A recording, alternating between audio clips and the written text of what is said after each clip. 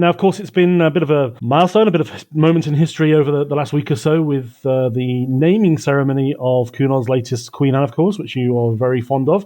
And of course, it took place back in Liverpool, which is of significant importance to Cunard historically, isn't it? Absolutely. So, I mean, Queen Anne's naming ceremony is a bit different from previous Cunard ships' naming ceremonies because rather than it being done before the maiden voyage, which of course took place on the 3rd of May, it's actually taken place, depending on when you're listening to this, on the 3rd of June, 2024. And it will be in Liverpool a month after the ship set sail for the first time, which again is a very big departure for Cunard. It's none of the queens previously have ever been named officially after they entered service, with the exception of Berengaria, which was renamed, but that's a little bit different.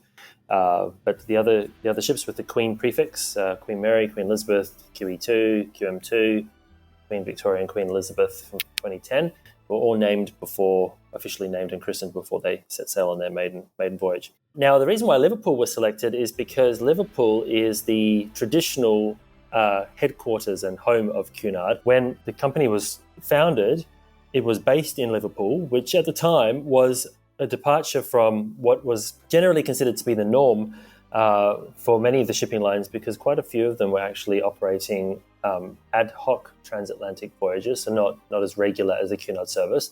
But Bristol had actually sort of turned into the main British hub in those very early years, but Liverpool had a better port in terms of access for ships. Bristol has significant tidal and waterway restrictions.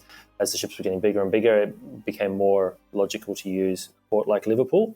This is the place where Cunard's headquarters were. This is where the first transatlantic crossing of Unicorn, which was Cunard's first ever ship, as well as the first transatlantic crossing of Britannia, which was their first ship they built. They left from Liverpool, and great ships like Campania, Lucania, Mauretania, Lusitania, they would depart from Liverpool until that transition was made across down to Southampton in 1919.